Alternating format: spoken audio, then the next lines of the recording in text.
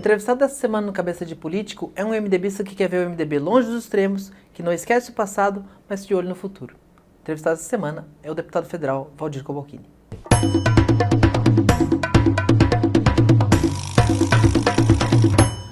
Deputado federal Valdir Cobalcini, um prazer tê-lo aqui no Cabeça de Político. E eu queria saber, o senhor como deputado federal de primeiro mandato, depois de 4 mandatos bastante atuantes na Assembleia Legislativa, qual é a diferença? A diferença grande, Piara, alguém dizer, você vai para Brasília, você vai sumir, é muito longe. 513? 513. Você sabe que nesse aspecto, quem falava isso para mim errou. Porque as pessoas me veem mais, me acompanham mais hoje do que quando deputado estadual. Né? Me cobram muito mais hoje. Né? E o senhor tem mais condições de entregar? Olha, eu diria para você o seguinte, é uma outra dimensão. Tá? Inclusive as entregas, que não necessariamente elas só são emenda parlamentar. Né? Eu consigo também, digamos, acessar o orçamento da União. Né? E aí tem muitos programas de governo direto nos ministérios que as prefeituras cadastram, que os estados cadastram, e você vai e busca. Eu sempre fui um deputado de fazer entregas, né? Trabalhar muito e apresentar resultado. Acho que isso não, acho que isso não sai de moda. Tá? Eu não sou o personagem, eu sou eu, tá? De carne e osso. Eu não mudei por conta de estar em Brasília. Tá? Eu acho que assim, os mesmos princípios que me nortearam para ser deputado estadual e tive a oportunidade, sim, de exercer bons mandatos, eu acredito, até porque sucessivamente eu fui eleito sempre o mais votado do MDB. Então, alguma coisa de bom deve ter tido. E agora, em Brasília, é um desafio novo, mas assim, dizer era mais tranquilo em Florianópolis, mas eu não posso dizer que eu esteja arrependido. Eu acho que nesse ano e pouco em Brasília, a gente tem conseguido bons resultados. Eu fui guindado à condição de integrante da CCJ, da Comissão de Finanças e Tributação, da CVT, agora mais recentemente da CMO, que é uma comissão importantíssima. Né? E além disso ainda tem as frentes parlamentares da agropecuária, do cooperativismo, dos hospitais, dos municípios. Isso dá resultado efetivo na ponta? Olha, eu penso que sim, eu penso que dá resultado efetivo. Às vezes as redes sociais elas te dão uma impressão tanto boa quanto ruim em determinados momentos. Agora, quando você fala diretamente com as pessoas, quando você vai na ponta, e eu continuo fazendo isso todas as semanas, eu fiquei um único fim de semana em Brasília em todo esse período, só um. No mais, eu estou quinta-feira, retorno para Santa Catarina, já fazendo o roteiro, quinta, sexta, sábado, cheguei em casa. O senhor teve diversos mandatos aqui na Assembleia Legislativa e encontrou a bancada do MDB, que embora tivesse diferenças no perfil dos parlamentares, a posição política era mais ou menos semelhante. No Congresso, na bancada federal em Brasília, o MDB é mais diferente. Cada estado tem o seu perfil, lideranças para lá, para cá. Como é que é esse convívio com a bancada federal do MDB? Olha, aqui você falou em Santa Catarina, eu fui líder da bancada, fui líder de governo, e na bancada funcionava assim como música. Ultimamente nós tínhamos 9 deputados e todas as votações da nossa bancada, elas foram unânimes. Mas por isso quê? foi quando vocês aprenderam a contar até 9, né? Porque antes vocês gostavam de dividir. Nós tivemos 12, depois tivemos a última bancada que eu participei, que eu liderei, foi 9, mas nós contávamos, ouvíamos cada um, quando chegava no quinto, está resolvido. Uhum. A maioria, né, sempre prevaleceu. Lá em Brasília é diferente, então as circunstâncias também são muito diferentes, porque tem muitas posições, né, que transcendem as questões de votar um projeto de governo, não. Tem muitas questões ideológicas, as questões de costumes. Então, Santa Catarina, que é um estado mais polarizado do Brasil, mais radical do Brasil, a vertente costumes é muito forte. E aí, eu tenho uma formação uma formação que, quanto aos costumes, se parece muito. Aliás, eu venho antes, não que eu seja tão antigo assim na idade, mas a minha militância política, ela vem muito antes do PSL ou do PL. Eu sou anterior. Tá? Então, as nossas posições, a minha família, a minha região, o meu estado, tem posições incríveis, parecidas com o que chama de bolsonarismo. Mas não tem nada a ver com a direita, certo? Eu nunca me vi e nunca vou me ver numa posição de extremo, nem de um lado e nem do outro. No entanto, coincidem muitas das pautas de costumes, coincidem com a pauta da direita. Então, eu não estou votando a favor, né, da pauta da direita ou contra a pauta da esquerda. Eu continuo coerente com a minha história, né? E muitas vezes lá a orientação de partido, que é o que vale em 513 deputados, tá? Vale muito a bancada, a orientação da bancada. Tá? E eu tenho que sempre levar em conta, né? Mesmo tem uma certa disciplina partidária, mas eu não posso estar desconectado do meu estado. Né? Como é que funciona isso, considerando que o MDB é base do governo do presidente Lula, tem entregado boa parte dos seus votos, o senhor muitas vezes vota junto, e tem um desgaste na base de um estado que votou contra Lula? Eu tenho que medir isso, sabe, projeto por projeto. Eu tenho que sim, eu tenho que analisar, e eu sou muito franco em relação ao nosso líder da bancada. Olha, eu não posso votar. Eu também preciso proteger um pouco o meu mandato, a minha história. Né? Então, aquelas pautas que são pautas Brasil, que são pautas econômicas, pautas, né, até mesmo sociais, aqueles programas, né, que não tem como você votar contra. Né? Então, não é votar a favor ou votar contra simplesmente o governo. Agora, quando, né, se eu votar, né, antecipadamente, eu já sei do resultado, né?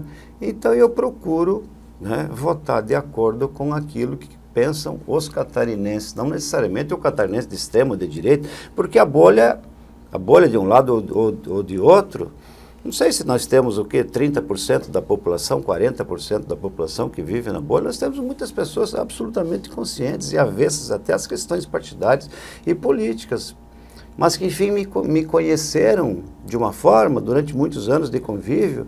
Não é porque eu estou lá em Brasília agora que eu vou mudar radicalmente, só fazer o vídeo, um vídeo polêmico. Eu continuo pensando de que o trabalho prevalece, o resultado também. Não sei até quando que a gente vai viver nessa polarização em que o deputado não tem o compromisso mais de ir para a base. Ele faz o vídeo e acha que está resolvido.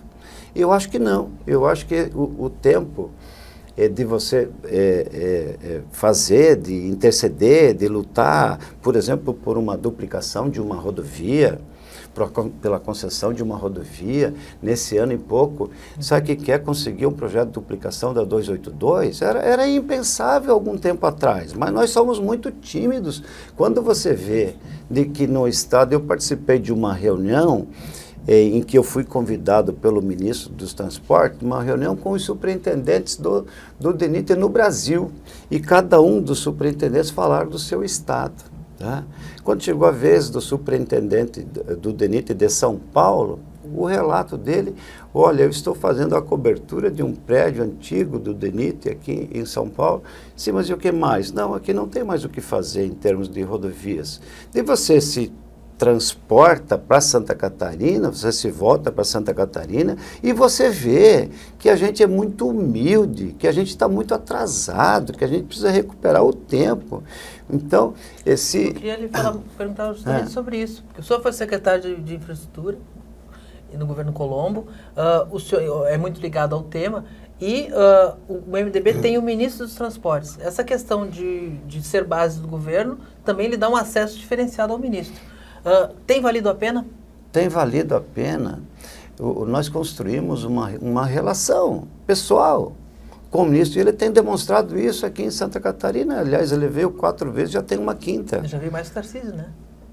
Eu até nem me lembro muito, sabe, de como foi, mas como hoje, né, o orçamento da pasta é muito maior, né, e a capacidade operacional do DENIT de Santa Catarina também é maior do que outros estados, quem faz o orçamento é o próprio DENIT de Santa Catarina, né, quando tem uma carteira de projetos, né, por exemplo, a 470, agora 200, a 282, né?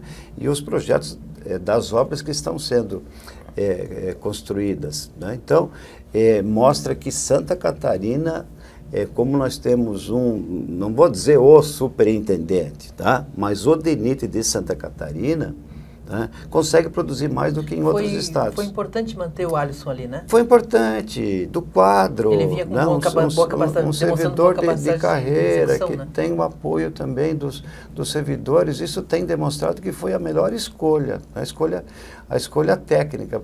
Não que o técnico, né, eventualmente, quem é de fora do quadro, né, ele pode ter um desempenho até melhor, eventualmente, do que um técnico, mas neste caso específico, eu acho que reuniu a questão técnica com também a sensibilidade, a capacidade que ele tem demonstrado, operacional, que isso acabou conquistando Brasília.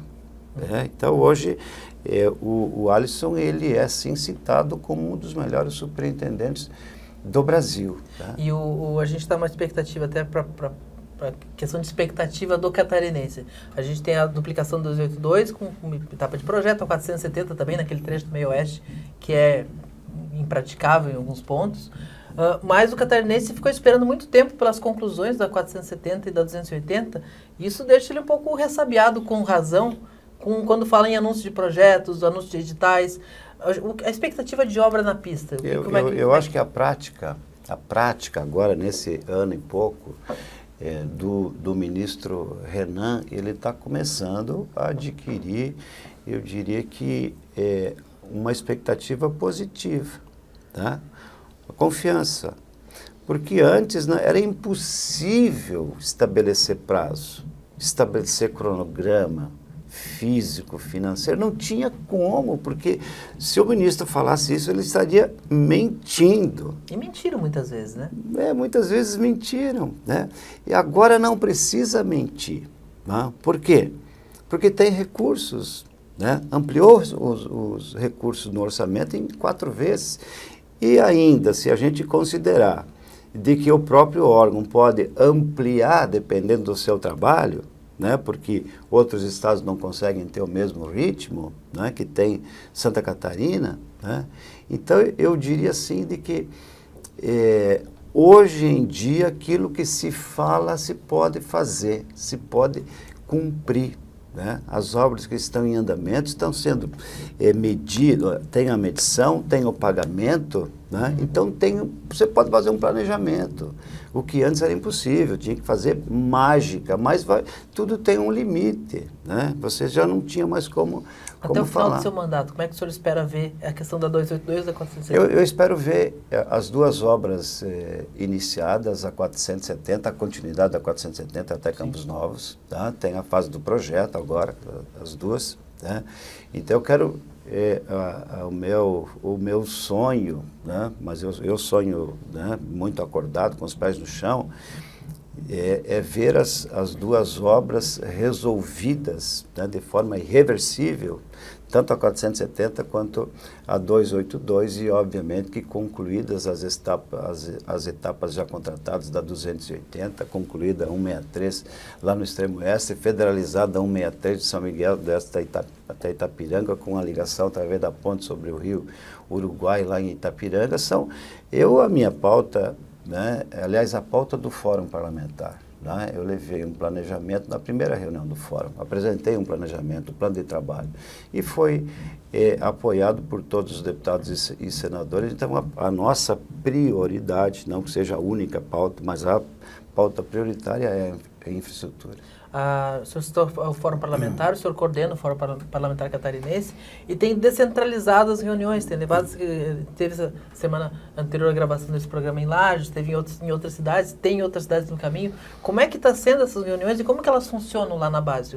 O que é o Fórum Parlamentar estar num município como Lages, por exemplo? Olha, a reunião em Lages, além de Lages, participaram também outras regiões, né?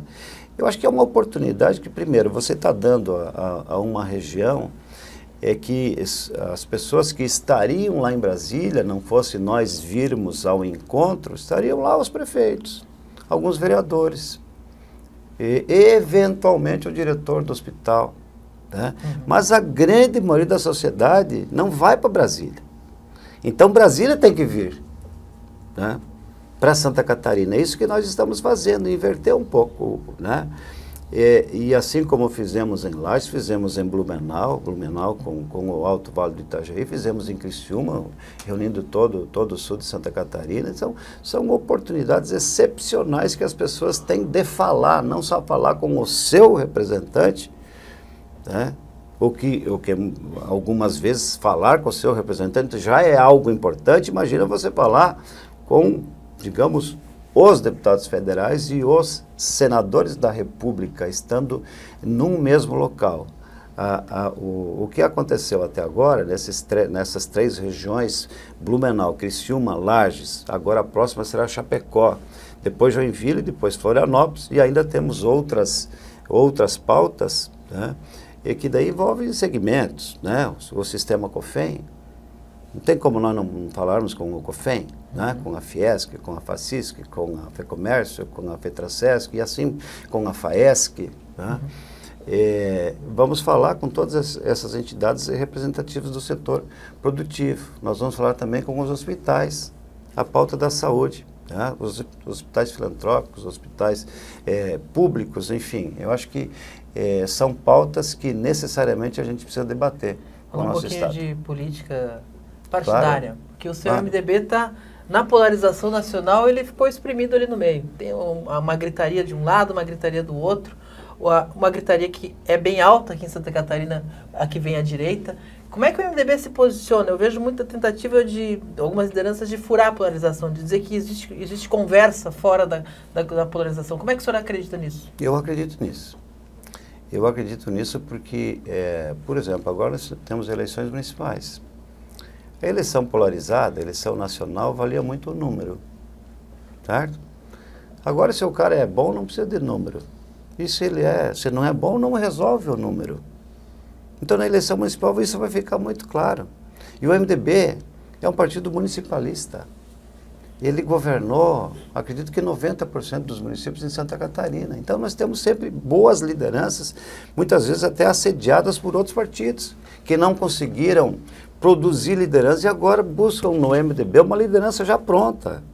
E acabam levando muitos dos nossos filiados que já foram prefeitos, que já tiveram experiências, né, em administrações, acabam levando. O senhor, como MDBista de raiz, o senhor acredita que ainda vale aquele ditado de que quem sai do MDB não se dá muito bem na urna? Olha, isso já foi mais, né? Já foi mais.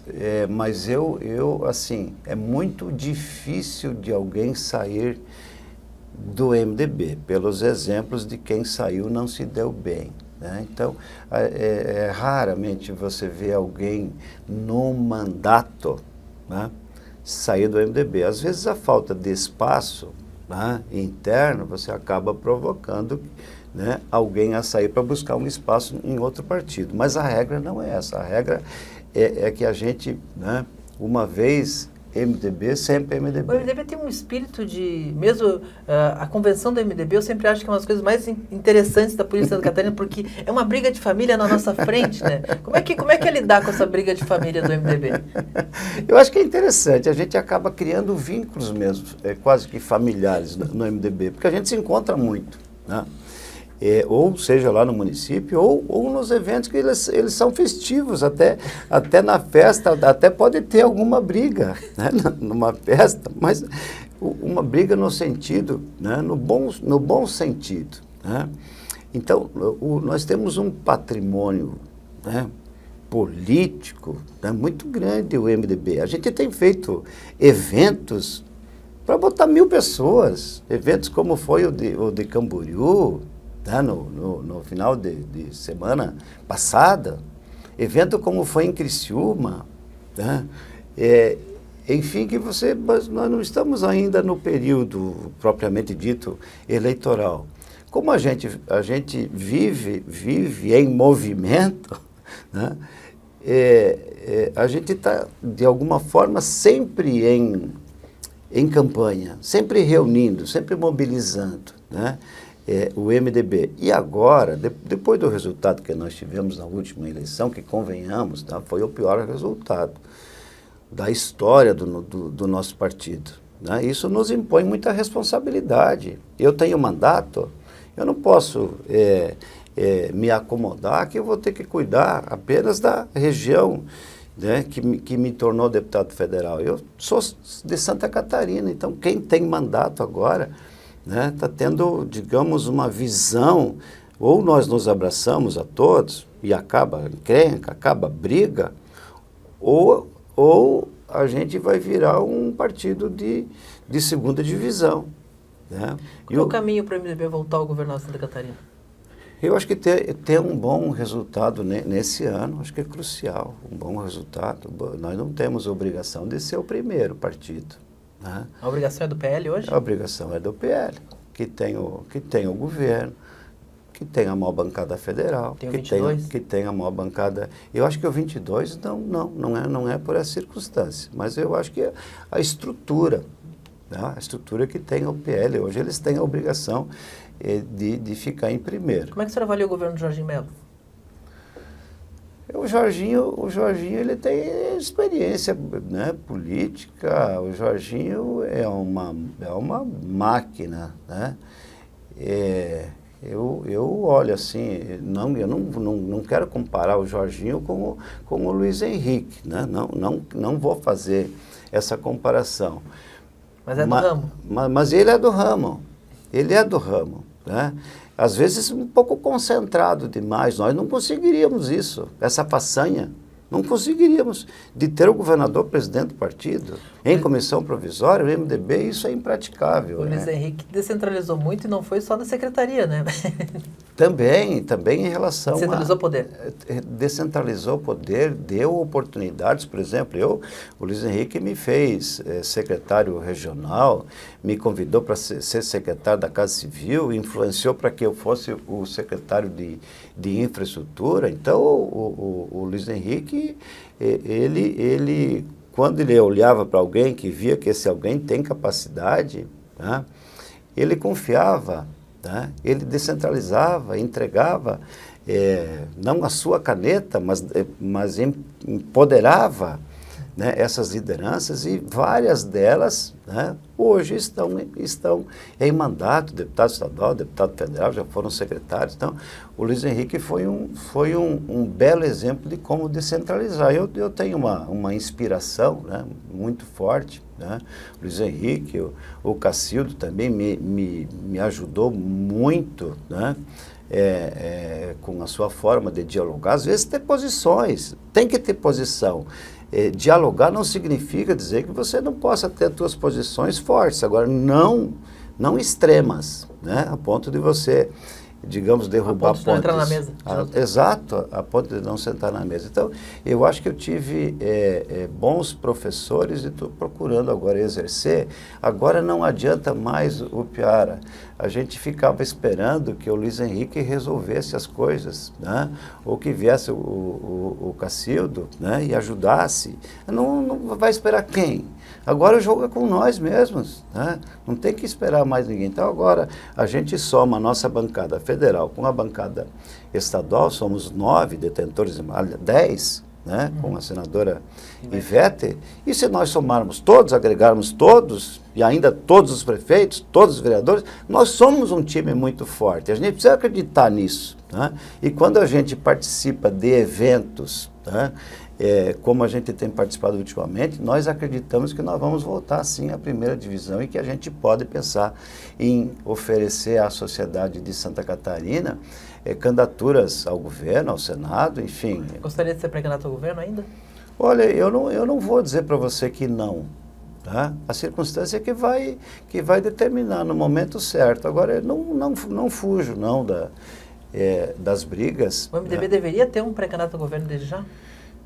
Olha, eu acho que passada a eleição municipal, porque senão a gente acaba diminuindo a importância que tem a eleição municipal. Passada a eleição municipal, a gente precisa conversar, reunir as nossas instâncias partidárias e pensar nisso. Eu acho que o MDB, sim, porque nós temos, a maior instituição ainda em número de filiados é o MDB. Nós temos quase 200 mil filiados, sabe lá o que é isso?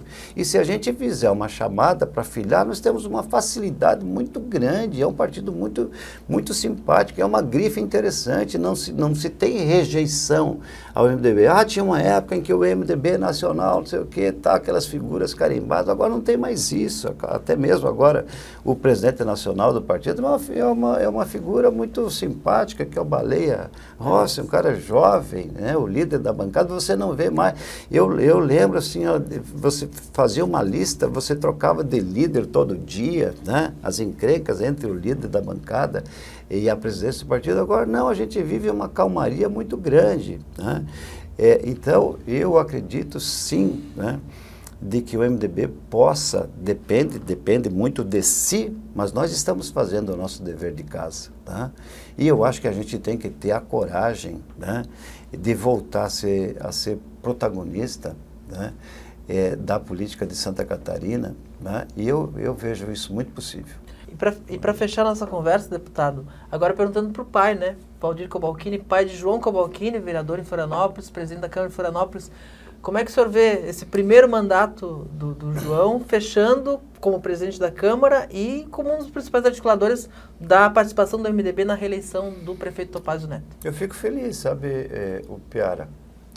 O João, ele tem, no mandato, ele tem assim, ido além da expectativa. Né? Ele foi ousado em ser candidato. E em sendo candidato, sendo eleito, ele foi, mais uma vez, ousado em ser candidato à presidência da Câmara numa eleição difícil, improvável. Então, demonstra que, às vezes, ter a coragem, tá? Até mesmo de fazer uma disputa interna sem romper com ninguém. Ele está conseguindo, durante o seu mandato, tá? As pessoas que acompanham, né, digamos, tirar do papel projetos importantes para Florianópolis. O plano diretor foi mas tantos outros, iniciativas, boas iniciativas, inovações, né, que ele imprimiu na Câmara de Vereadores, né, adquiriu uma condição de liderar uma Câmara sem muitos sobressaltos, né, tendo uma agenda da cidade importante. Então eu tô feliz, sim, claro, como pai, orgulhoso, né, de ver o João, né, tendo um bom desempenho como vereador e como presidente da Câmara de Florianópolis. Deputado Valdir Cobalcini, muito obrigado pela presença aqui no Cabeça de Política. Até a próxima oportunidade. Muito obrigado. Eu que agradeço você e disponha sempre. Sabe que eu já vi tantos e tantos entrevistados por você e eu ficava imaginando, quem sabe, um dia chega a nossa vez. Obrigado. Obrigado, deputado. Valeu.